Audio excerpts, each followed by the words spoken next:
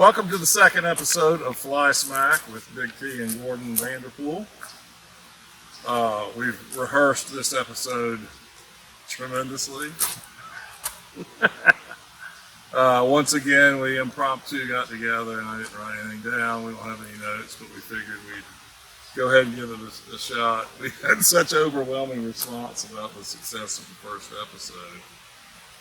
Actually, we did get, I thought We got some well. comments. Yeah, I got to get it posted to my channel and trying to get my channel up and running again To too. get my channel, because I've got a bigger following. So. That's not what I was thinking, but yeah, I haven't posted in 5 years, So, we got to bring all our peeps in, right? Now, are you still on 10 meg, or have you? It's like, I don't even.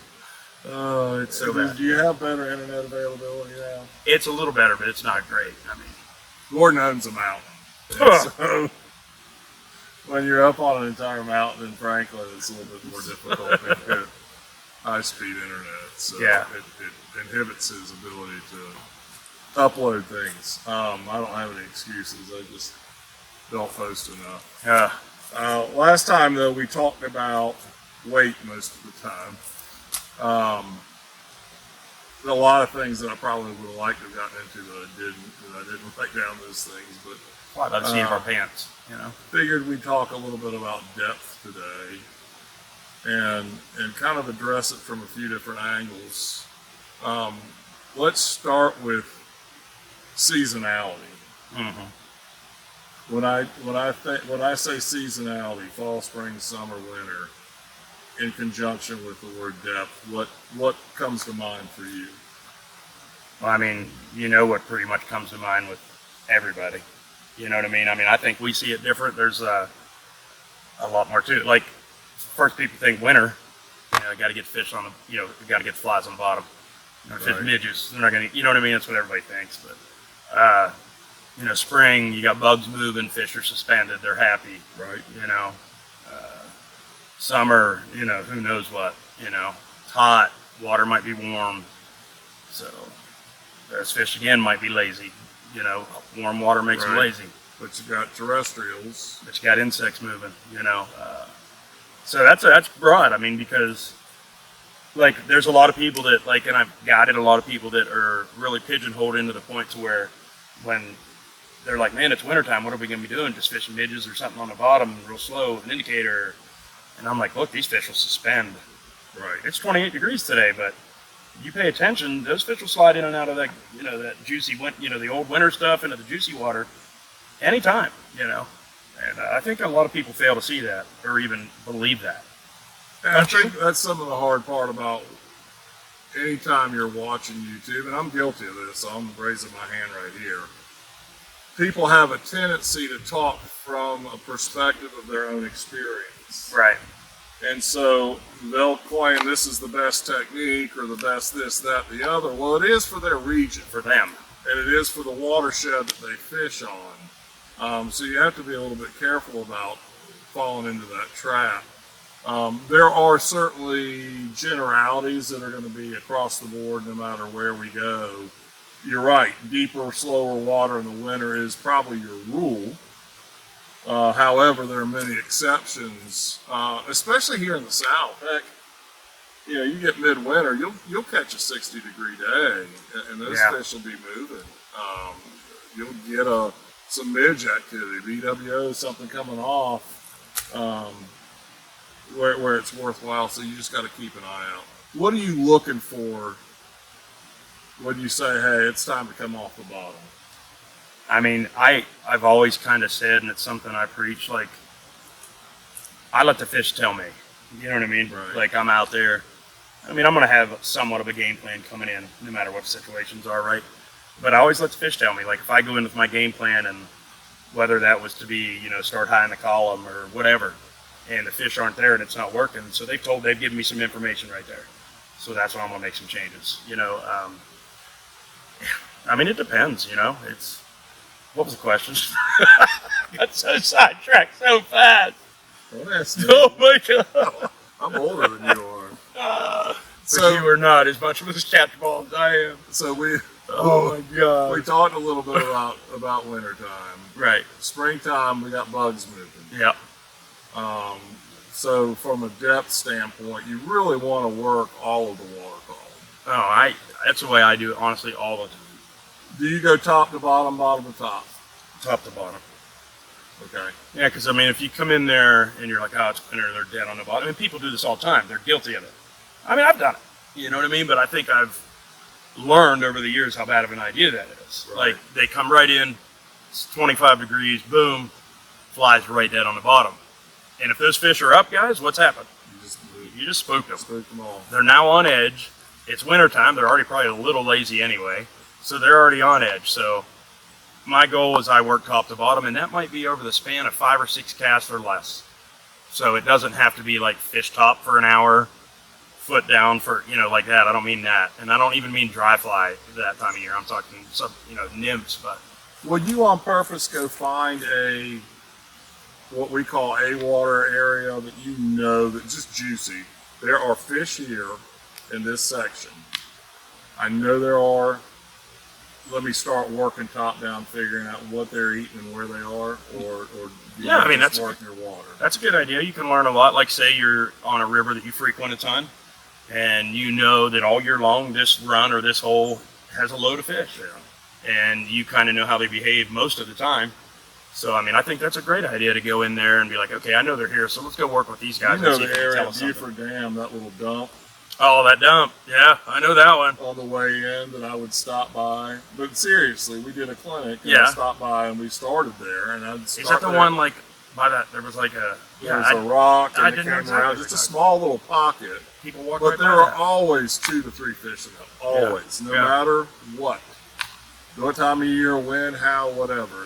And so I knew if I start here, I should be able to change flies and dial something in, then I'll go fish the rest of my day and kind of figure it out. Yeah, I think that's wise if you ever have that advantage of being Yeah. on a spot where, you feel like you know a certain area of the system well enough to see. But, fish behave different in different water types too. So They it's do. tough. I mean, what I try to, like, for example, like, me and Josh and Jess, we travel and do these clinics. And, They don't invite me to their reindeer games. so, That's the reason for that. so we go do those clinics, and a lot of times people are like, "Look, we'll take you a day early and show you around." And with no disrespect, we're like, "Look, we like to go and have 2 days. But we don't want any preconceived notion of what goes on in the system. Right, We want to go figure it out ourselves." right. So we always take 2 days. Now, and am I saying you can completely figure out a river system in 2 days? Absolutely not. But can I go there, or can we go there, and as a whole, 3 of us get a good idea what's going on in 2 days? Absolutely. Good or bad, But we don't want to go in there with any, like a guide being like, man, go right here. They're always here. We want to go dial that in ourselves. And I think, in other words, that doesn't let us ever be lazy. Not saying it's bad to take information from a guide. I mean, we both are. It's how we make our livings. But it's nice to not ever let you be lazy when you come to a new spot. Challenge yourself. Go in there and figure it out, and put everything you've learned about seasons, times, water types, water clarity, sun, cold, all that stuff into play and get them dialed in, All right, let's move on to summertime. As I went on a depth-wise. tangent, but sorry. No, that's what we're here to Yeah. do going. But I think it's tangent, bro. No, That's why you do clinics. it is a tangent, and And you don't include me. I mean, it's obvious I should not be in front of a camera. I mean, you take somebody out of the country in the woods and put them in front of the camera, it's not always a good So thing. summertime depth wise, I guess I think of deeper stuff and oxygenated stuff more so than depth wise. I think if it's hot, they're going to be hanging in deeper stuff. Or loaded up in that Or oxygenated loaded water. up in the oxygen water. So I kind of key in on that, but that's probably more of a regionalized thing as well. Other areas are looking at bank stuff and terrestrial, stuff dropping in, Yeah. and so they're less concerned with. And I don't know. I don't fish that stuff enough, so you fished out west more. Hmm. When you're fishing, are you keying in on water depth at the bank? Okay, they're really holding the 3-foot stuff on the bank instead of the 2-foot stuff or the 4-foot stuff, or You know, in the summer, is that what you're saying? yeah, I guess it depends, you know, I mean, because a lot of, you know, I've not fished, I fished enough out west, but not all, you know, a ton, but when I go out, I mean, we fish a lot of freestoners, okay, you know, that are kind of in wooded settings sometimes, or, you know what I mean? They're not always like those kind of meadowy type, right, you know, but of course, if I'm fishing one of those, like, for example, where I used to live in California, the Owens River, it runs right through a meadow. So every time, and it'd be in the summer, you know, the hoppers are moving. yeah, So if you're not throwing a hopper, if you want to get some action, right. hopper dropper, you're gonna sting them. You know, so you definitely got to pay attention to that stuff. And you know, so Would I they mean, key in at specific depths on the bank, or is it more food source driven? Hey, there are a lot of hoppers through this stretch. They're gonna be hanging more here. you know, I'm no expert on the hopper bite, right? Not done That it. doesn't mean anything. But- We're doing a video. You don't have Right. to be an expert. But when I would go, You just they, act like you when they were on those hoppers, I always felt like they were high and happy for them. right. They were like, as soon as they'd hit the water, Okay. they'd jump 'em. You know what I mean? So they're looking. Yeah, they are like so keyed in for that to start happening, you know, waiting for Right. that wind to pick up. Because when it does, I mean, there's thousands upon thousands of them. Right. It's just not like here. It's crazy, you know, and they will go crazy for them. Yeah. You know, so when you're on a legit hopper bite, it's awesome. So I've always felt like the fish were really high and ready to rock, Okay. you know.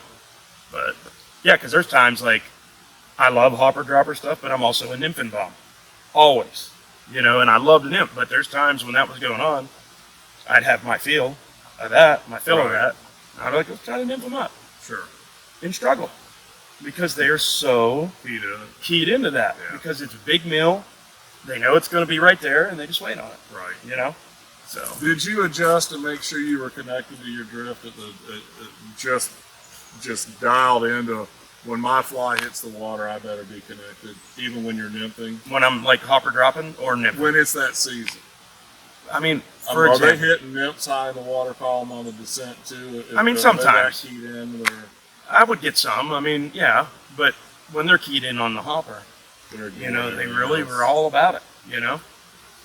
But like I said, I just don't have enough time fishing that stuff Right. to, you know, be able to talk about it with confidence like I do You know, nymphing back here. bass fishermen talk about fall a lot of times as a struggle, a difficult time, just a lot of variables. I feel like fall's kind of that way.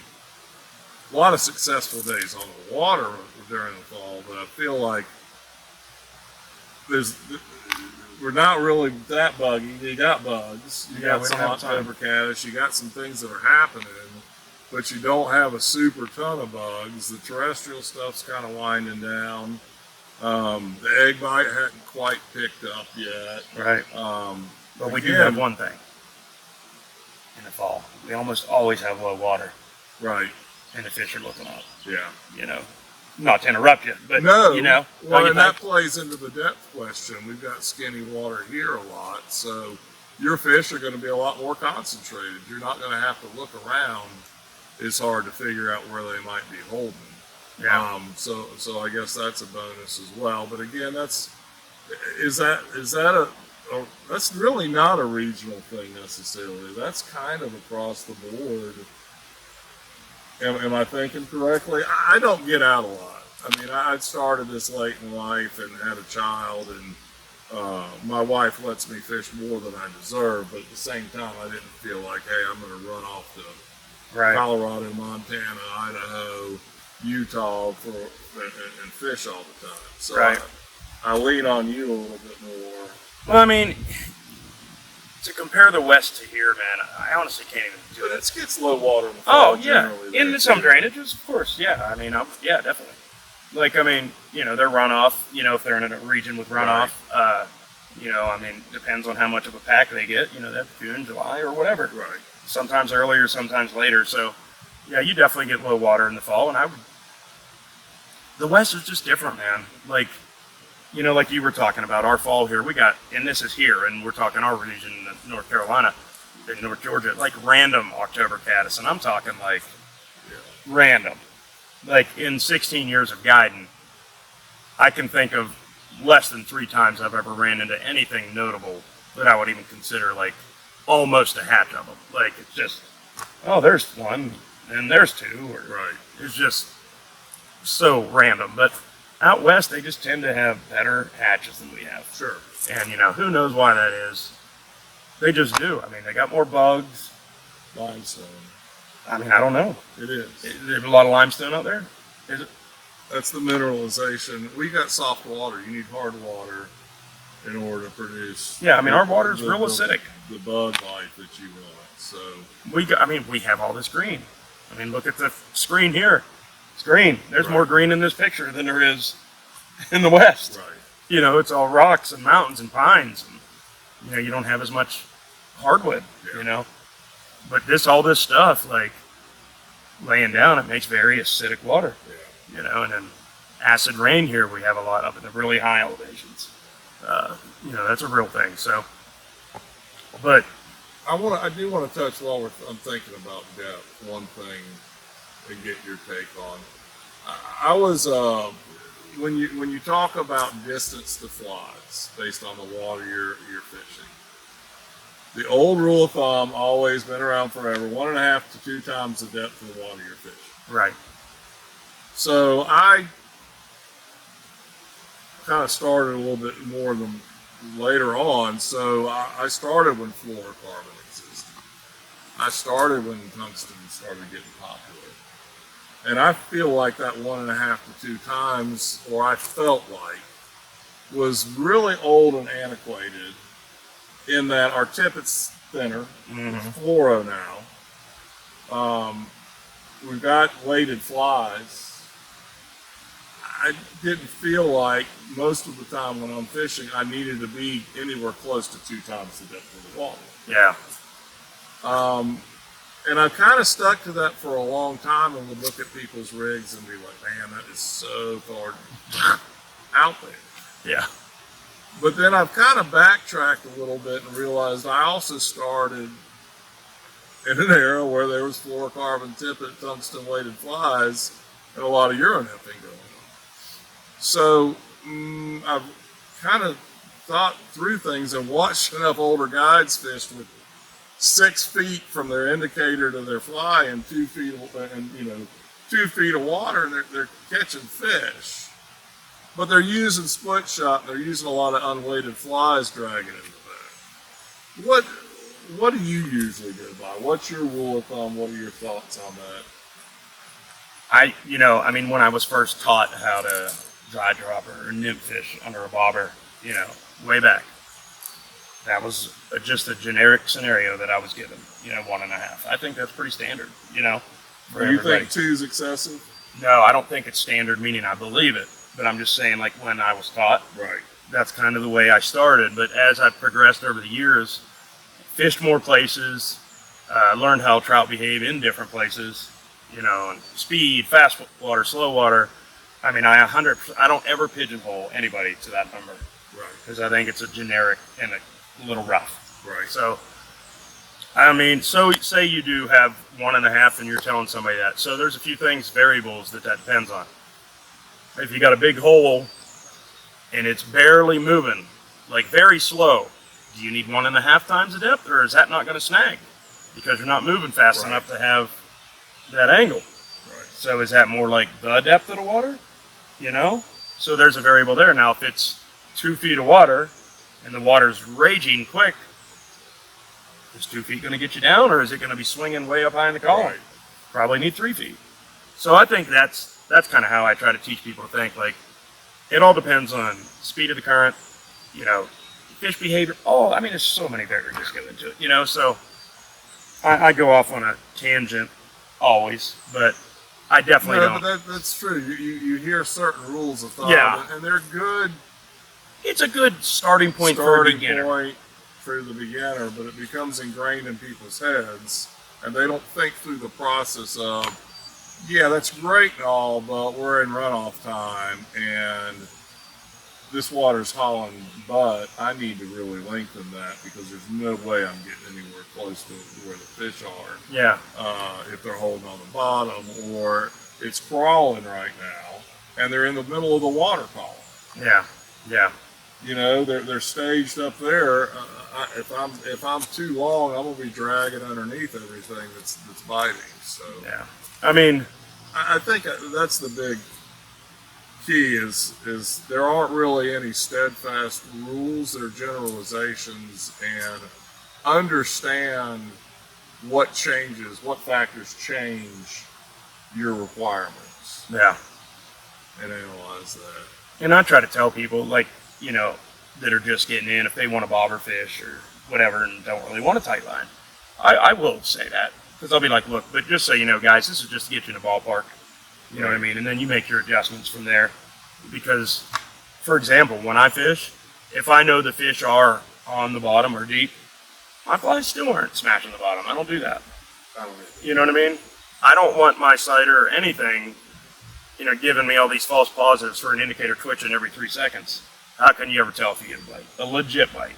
I want it to be sensitive, and if the thing twitches, I want to know it's... There are rare occasions that I want that thing rolling on the bottom. Yeah, and it's not. I mean, it's hardly ever. But that's eggs sometimes. There are flies that I'll do that with when it's the right scenario. But, you know, I was always taught that fish look up.